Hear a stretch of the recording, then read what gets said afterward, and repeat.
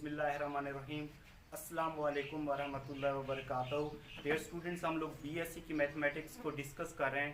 BSc mathematical method का हम लोगों ने चैप्टर नंबर 2 ग्रुप्स शुरू किया हुआ है। आज हम लोग ने इसकी स्टार्ट करनी है एक्सरसाइज 2.1। इससे पहले जितने भी लेक्चर्स हो गए हैं उनमें हम लोगों ने क्या किया कि बाइनरी ऑपरेशन क्या होता है उसके बारे में बात की थी, ग्रुप्स क्या होता है उसकी प्रॉपर्टी डिस्कस की थी। इसके अलावा ग्रुप से रिलेटेड हम लोगों ने कुछ एग्जांपल्स भी सॉल्व की थी। ग्रुप से रिलेटेड हम लोगों ने क्या किया था, कुछ थ्योरम्स भी सॉल्व किए थे। ठीक है, आज हम लोगों ने बात करनी है एक्सरसाइज 2.1 को हम लोगों ने सॉल्व करना है। इसका क्वेश्चन नंबर 1 है यहाँ पे। वो कहता है which of the following sets are group and Y. वो कहते हैं जितने भी ये मतलब ये आप लोग बयान करें कि ये सेट दिए हैं ये ग्रुप हैं और क्यों हैं। इसके टोटल 4 पार्ट हैं। इसका पहला पार्ट है the set of all positive rational number. वो कहता है कि जो set of all positive rational number होता है वो ग्रुप है और क्यों है, अंडर मल्टीप्लाइकेशन। ठीक है, तो इसका सोल्यूशन यहाँ पे क्या है, positive rational number. Positive rational number, अब लोगों को पता है कि जो रेशनल नंबर होता है उसको हम लोग क्यू से शो करते हैं। ठीक है, positive rational number. Rational number 2 किस्म के होते हैं। एक तो ये इंटीजर होते हैं, मतलब 1 2 3 4 पॉजिटिव इंटीजर। इसी तरह इस तरीके से डिवाइड भी होते हैं। इनको हम लोग p/q की शक्ल में लिखते हैं, 1/2 3/2 5/2 इस टाइप के भी होते हैं। ये भी p/q की शक्ल में है क्योंकि 1 को हम लिख सकते हैं 1/1 2/1 3/1 4/1, मतलब p/q की फॉर्म बन जाएगी। ठीक है, तो हम लोगों ने क्या करना है, इसको ग्रुप प्रूव करना है अंदर मल्टीप्लाइकेशन। ठीक है, तो ग्रुप प्रूव करने के लिए हम लोग क्या करते हैं कि इसमें 4 किस्म की प्रॉपर्टीज जो ग्रुप को ये होती हैं वो हम लोग लिखते हैं, उनको प्रूव करते हैं। तो हम लेट कर लेते हैं कि ये जो ग्रुप है जी, इसके अंदर जो एलिमेंट्स हैं वो इस तरीके के हैं, ए बी सी इस तरीके के एलिमेंट हैं। ठीक है, और हम लोगों ने इसको प्रूव क्या करना है, ग्रुप प्रूव करना है इस क्यू को, या क्यू का नाम दे दें यहाँ पे, ये क्यू का नाम दे देते हैं यहाँ पे। पॉजिटिव रेशनल नंबर इसमें की बनाए, हम कहते हैं कि रेशनल नंबर ये वाले हैं। ठीक है, तो सबसे पहले हम लोग प्रॉपर्टी जो डिस्कस करेंगे वो होती है क्लोजर लॉ। इसको हम लोगों ने show that we have to show that Q, ये क्या था, rational number, positive rational number is group. इसको हम लोगों ने क्या प्रूव करना है, ये ग्रुप है। तो ग्रुप प्रूव करने के लिए सबसे पहली प्रॉपर्टी क्या होती है, क्लोजर लॉ। उसको हम लोग डिस्कस करेंगे। क्लोजर लॉ के लिए हमें कितने एलिमेंट्स की जरूरत होती है, 2 एलिमेंट्स की जरूरत होती है। हम कहते हैं कि यहाँ पे जो एलिमेंट्स हैं वो क्या हैं, ए बी बिलोंग्स कर रहे हैं किसी सेट क्यू को। ठीक है, तो क्लोजर लॉ में क्या करेंगे, अंडर मल्टीप्लाइकेशन। तो अगर हम लोग इसको मल्टीप्लाई करें a डॉट b, तो इसका जो रिजल्ट आएगा वो किस में बिलोंग्स करेगा, इसी सेट में बिलोंग्स करेगा। ठीक है, a डॉट b का रिजल्ट क्या करेगा, इसी सेट में बिलोंग्स करेगा। तो क्लोजर लॉ सेटिस्फाई हो जाएगा। इसके बाद हम लोग बात करेंगे एसोसिएटिव लॉ। एसोसिएटिव लॉ, ठीक है। फॉर एग्जांपल, अगर ये आप लोगों का एग्जांपल समझ नहीं आ रही, यहाँ पे है 1.2, इस तरह और भी सेट होंगे। इसमें 1 को 2 से मल्टीप्लाई करें तो क्या जवाब आएगा, 2 और 2 बिलोंग्स कर रहा है इसी में, ये देख लें। तो ये भी मैंने उसी तरीके से इसको सॉल्व किया। एसोसिएटिव लॉ क्या होता है, इसके लिए 3 एलिमेंट्स की जरूरत होती है। अगर ए बी सी बिलोंग्स कर रहे हो किसको, पॉजिटिव रेशनल नंबर क्यू को, तो इसकी एसोसिएटिव लॉ की प्रॉपर्टी क्या होती है, A dot B dot C is equal to होती है ए डॉट बी और यहाँ पे सी। तो अगर हम लोग कोई 3 एलिमेंट्स ले लें तो तीनों को मल्टीप्लाई करें, तो इस तरीके से मल्टीप्लाई करें या इस तरीके से मल्टीप्लाई करें, ये बिलोंग्स किस में करेंगे, पॉजिटिव रेशनल नंबर में। ठीक है, उसके बाद लास्ट वाली प्रॉपर्टी, थर्ड प्रॉपर्टी हमारे पास आइडेंटिटी लॉ,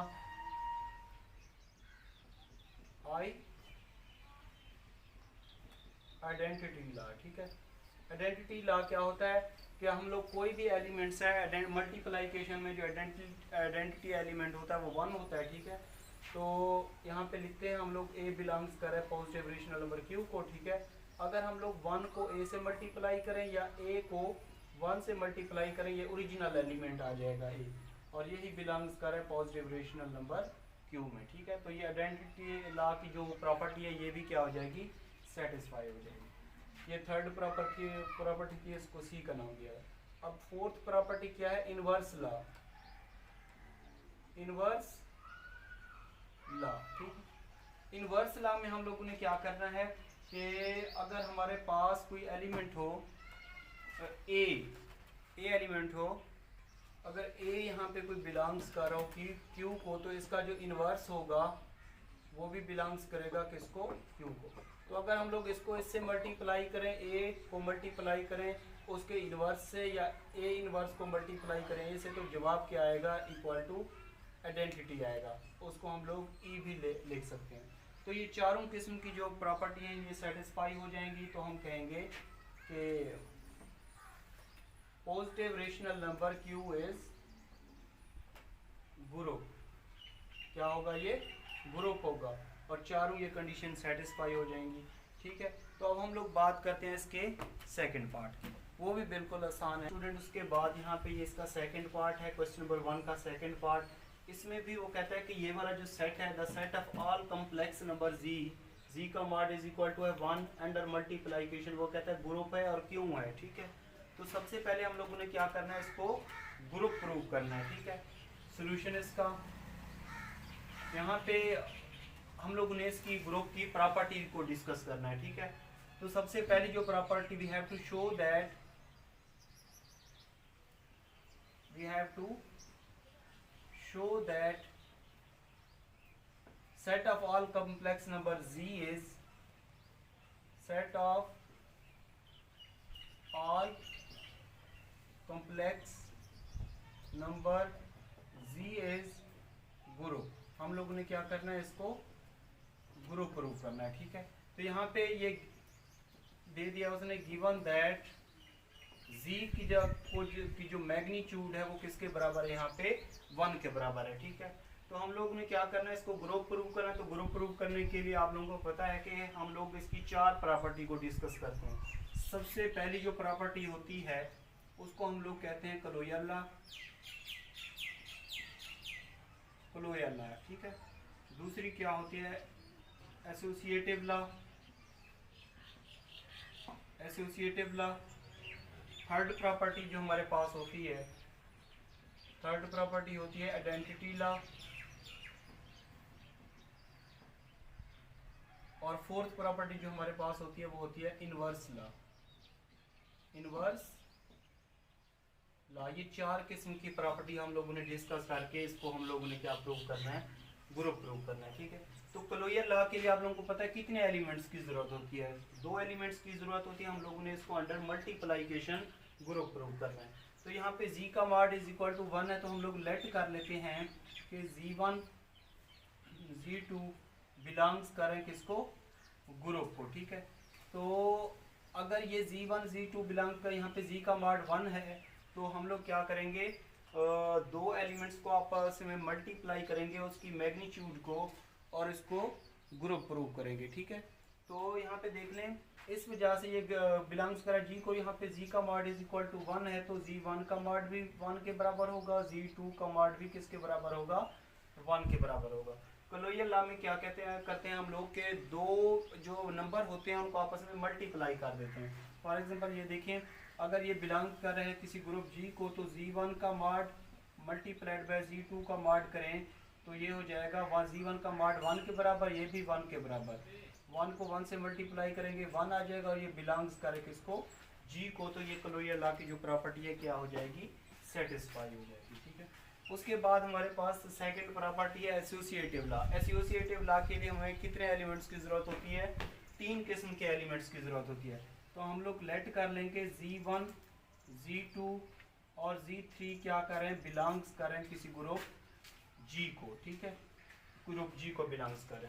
तो यहाँ पे जी का मॉड इज इक्वल टू 1 है, तो ये तीनों किस्म के जो मतलब कम्प्लेक्स नंबर जी वाला सेट है, ये तीनों की मैग्नीट्यूड 1 के बराबर हो जाएगी। तो क्या करेंगे, ये जी1 का मॉड भी 1 के, जी2 का मॉड भी किसके, 1 के, और जी3 का मॉड भी किसके, 1 के बराबर हो जाएगा, ठीक है। तो हम लोग इसकी एसोसिएटिव लॉ की प्रॉपर्टी क्या होती है, कि A dot B dot C is equal to होता है ए डॉट बी और यहाँ पे सी इसके बराबर होता है ना। तो ये पहला एलिमेंट, ये दूसरा, ये तीसरा एलिमेंट, मतलब ये ए, ये बी, ये सी, इन तीनों को हम लोग मल्टीप्लाई करेंगे तो ये हो जाएगा Z1 Z2 और Z3। इनकी magnitude is equal to Z1 dot Z2, ठीक है, और Z3 की मैग्नीट्यूड। इनको जब सॉल्व करेंगे, इनकी जगह पे 1 1 पुट करें तो दोनों साइडों का जवाब क्या आएगा, 1 इज इक्वल टू क्या आ जाएगा 1 के, और बिलोंग्स कर किसी सेट G में, तो हम कहेंगे कि ये एसोसिएटिव लॉ भी क्या हो जाएगा, सेटिस्फाई हो जाएगा। उसके बाद हमारे पास थर्ड प्रॉपर्टी है आइडेंटिटी लॉ। आइडेंटिटी लॉ में हम लोग क्या करते हैं कि कोई भी एलिमेंट्स इसमें से उठा लेते हैं।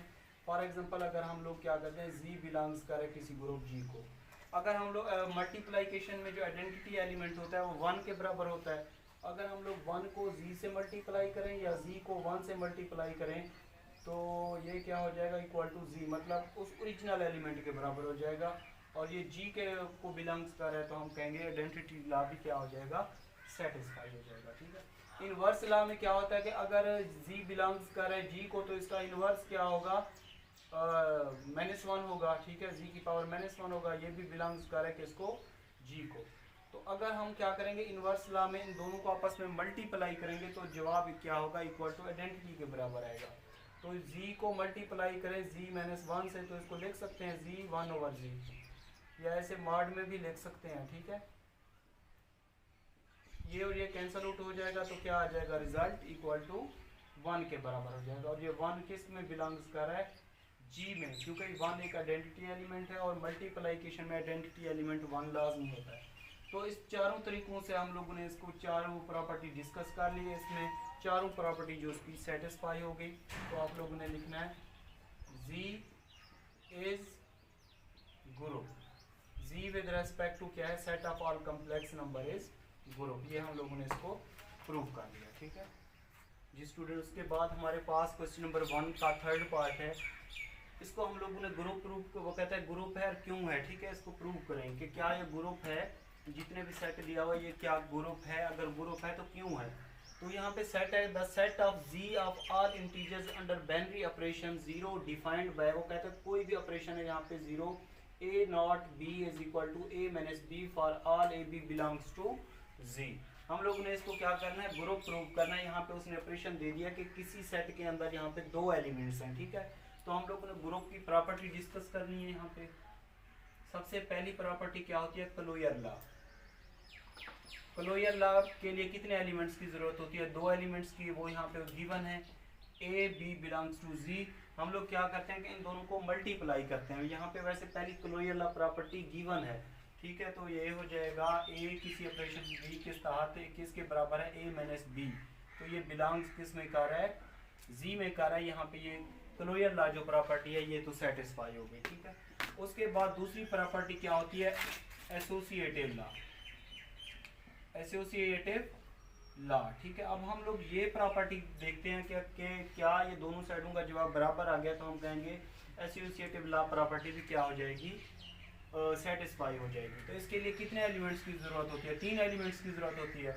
यहाँ पे 2 एलिमेंट्स गिवन है तो हम लेट कर लेते हैं कि यहाँ पे 3 एलिमेंट्स बिलोंग्स कर रहे हैं किसी सेट Z में, ठीक है।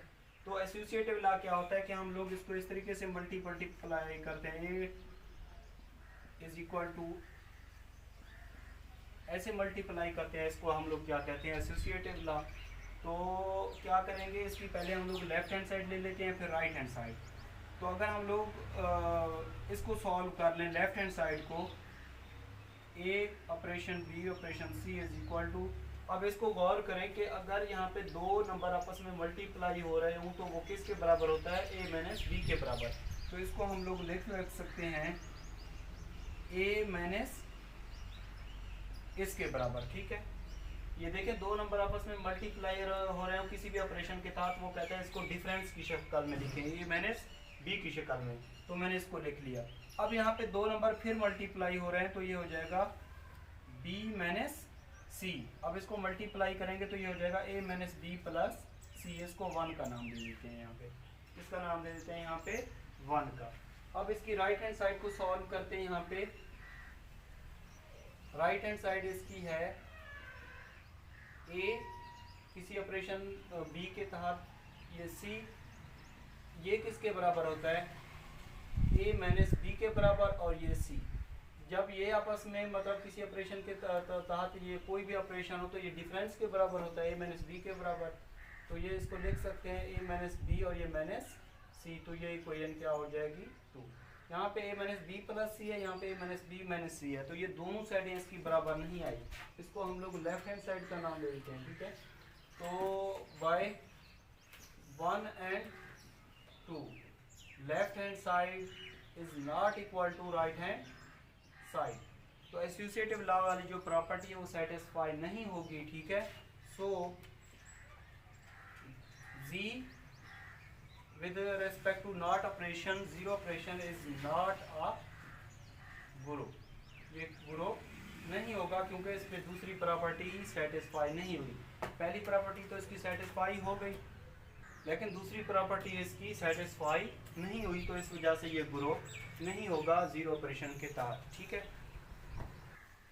जी स्टूडेंट, वो कहता है कि the set of all irrational number, ये वाला सेट इरेशनल नंबर का with respect to multiplication group है, या अगर ग्रुप है तो क्यों है, ठीक है। अगर ग्रुप है या क्यों है, ये सवाल निशान उसने दे दिया। पहले हम लोगों ने प्रूव करना है कि ये ग्रुप है या नहीं हो, ठीक है। तो सोल्यूशन इसका, सबसे पहले हम लोग प्रॉपर्टी कौन सी डिस्कस करते हैं, क्लोजर लॉ, ठीक है। क्लोजर लॉ के लिए हमें 2 किस्म के एलिमेंट्स की ज़रूरत होती है। अब ये इरेशनल नंबर है, आप लोगों को पता है कि इरेशनल नंबर इस फॉर्म में ये 2 अंडर रूट क्या होते हैं, इरेशनल नंबर होते हैं। अगर हम लोग लेट कर लें कि ये बिलोंग्स कर रहे हैं किसको, इस क्यू प्राइम को, मतलब सेट ऑफ इरेशनल नंबर, ठीक है। तो ये इरेशनल नंबर होते हैं। अब हम क्या करते हैं, क्या करेंगे, हम लोग इन दोनों को मल्टीप्लाई करेंगे। तो अगर हम लोग इसको मल्टीप्लाई कर दें a डॉट बी, मतलब दोनों को मल्टीप्लाई करेंगे तो क्या आएगा, 2 आ जाएगा, 2 अंडर रूट का स्क्वायर आ जाएगा, ये इससे कैंसिल क्या आ जाएगा यहाँ पे 2। ये 2 does not belongs to Q prime, क्योंकि ये तो नेचुरल नंबर आ गया यहाँ पे, ठीक है। तो ये इरेशनल नंबर में तो नहीं होगा, इसलिए पहली प्रॉपर्टी इस पे सेटिस्फाई नहीं हुई। तो closure law property is not satisfied, ये प्रॉपर्टी सेटिस्फाई नहीं हुई, तो हम कहेंगे Q प्राइम मतलब set of irrational number is not a group under multiplication. ये मल्टीप्लिकेशन के तहत क्या होगा, ग्रुप नहीं होगा। तो इस तरीके से मैंने आप लोगों को क्वेश्चन नंबर 1 कंप्लीट करा दिया, ठीक है। अगर फिर भी कोई प्रॉब्लम हो, कोई ऐसा स्टेप है जो समझ ना आ रहा हो, तो आप लोग कमेंट्स करके लाजमी बता दिया करें। इंशाल्लाह नेक्स्ट लेक्चर में मुलाकात होगी, हम लोग इस एक्सरसाइज के बकिया क्वेश्चन को सॉल्व करेंगे। अल्लाह हाफिज़।